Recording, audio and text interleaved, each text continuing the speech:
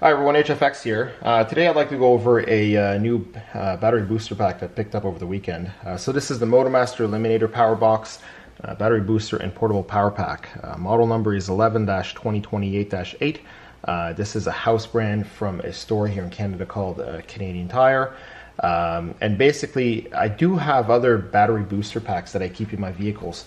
But the good thing about this one is that it also has a built-in inverter that basically outputs AC current, whereas the ones in my vehicle only output 12 volt DC. They're really meant to boost the vehicle.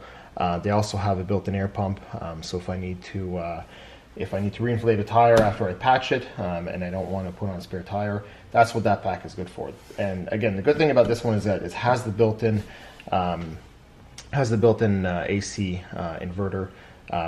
So what I'll do is I'll go over some specs, I'll go over some features and go around the unit, some things I like about it, and then some final thoughts on it. So spec wise, this comes in at just under 29 pounds, so it's a little heavy.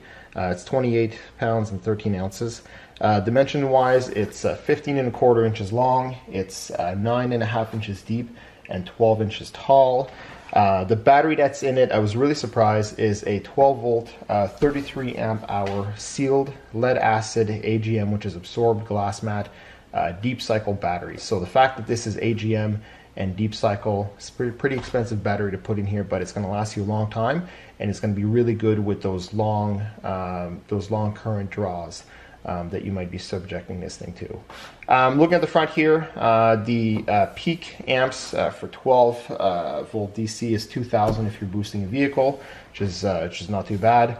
The 700 watts here for the inverter is actually only for 5 minutes. So if you read the manual, this one only outputs 700 watts for 5 minutes. The continuous use is 600 watts. As well, the peak for the inverter is 1000 watts on this.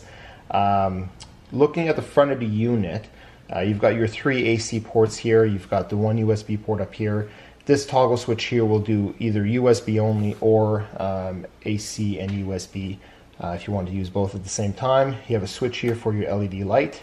And then the display here is pretty simple. If you hit this button here, it's going to display the remaining battery capacity. So we're at 100% right now. If you have the inverter on, this display will switch to showing you the output power in wattage, so you can monitor how close you're getting to your 600 or 700 ceiling there. The other light here is if you have your AC adapter plugged in here for charging the unit, you're going to have a blinking light for charging and a solid light if the pack is charged up. And also the 2 other lights here for your DC output, so correct connection you're going to get a green, reverse polarity you're going to get a red light. And it's not going to output anything. There is some built-in protection here as far as the polarity goes. There's some built-in protection for temperature, which will shut down the unit. And also, if the battery gets to less than 10.3 volts, it will shut the unit down until you recharge it, just so that you don't discharge the battery too much that it damages it. So we'll go over to the side here. On the side of the unit, you've got your master power switch for your 12 volt DC output. You've got a power socket here on the side if you wanted to charge your phone or use any type of accessories that use that type of socket. And also you've got your 2 post terminals here for your 12 volt DC input output. And also you have your AC adapter to recharge the unit. I'll go over the AC adapter right now. So the AC adapter that's supplied with the unit is just a standard class 2 120 volt input, 13.5 volts output at 1 amp. So it's going to take quite a long time to recharge this pack with a 1 amp output. I think it's like 20 hours if it's fully discharged. So with that said, I'll go over some of the other options to charge this a little bit more quickly. But just go around the back here. Nothing really special on the back. You see the ETL here, the mark of the beast from China. So this is not CSA or UL tested or approved. As well on this side, not much happening here. Then back on the front, there is a fan here. You probably can't see it, but there's a fan inside of here for the inverter to keep the heat out. This is actually louvered and open, and this is actually just closed, just for aesthetics. So going back to the side here, when I mentioned about charging the unit, like I said, the supplied AC adapter that comes with this is, I mean, it's 13.5 volts, 1 amp, and it's going to take you a very long time to recharge this pack just because this is a 33 amp hour battery. Some other options that you have to recharge the pack is you can use the supplied cable here. You basically plug one end into your vehicle, the other end into the unit here, and basically your vehicle is going to output a lot more than 1 amp when it comes to the 12 volt DC connection. So that's a way to quickly recharge your pack if you're on an extended road trip, or you just want to top it up before you get to the cottage or wherever you're going to use this. So that's one option. The cables come with it. The other option is, and these cables are used for boosting as well. So on these two ring terminals here, these two post terminals, you can use these cables here, which are rated up to 200 amps. You would basically connect your ring terminals to the posts here, and then you can use this to basically boost the vehicle. Now, what you can do as well is you can greatly increase the output capacity of this unit by connecting an external battery to it. So let's say you have let's say you have a deep cycle battery at your cottage or your camp or whatnot. What you can do to use the built-in inverter and have more than 33 amp hours is that you would connect these cables to the unit, and then you would take these two clamps, these alligator clamps, and you'd connect it to that battery. And what happens is that you like if that deep cycle battery is 100 amp hours, now you've got yourself 133 amp hours as opposed to just the built-in 33 amp hours that comes with the unit. As well, you can have multiple batteries wired up in parallel, not series, because series will double the voltage, but in parallel, which will basically leave the voltage the same at 12 volts DC, but increase the amount of amp hours available to you. So for example, I've got a battery box that I'll review in another video that I made. I've got two car batteries in it that I picked up at a junkyard from newer vehicles that were in accidents, and that gives me almost 160 amp hours that I could connect to this box, and I would have close to 200 amp hours for use using the inverter. So that's another option to you. And then the last one I wanted to mention, the one thing I don't like about the supplied AC adapter is that it's basically pumping a constant 1 amp into this unit. When a battery is charged and you reach its float voltage, what you want is for something to go into maintenance mode.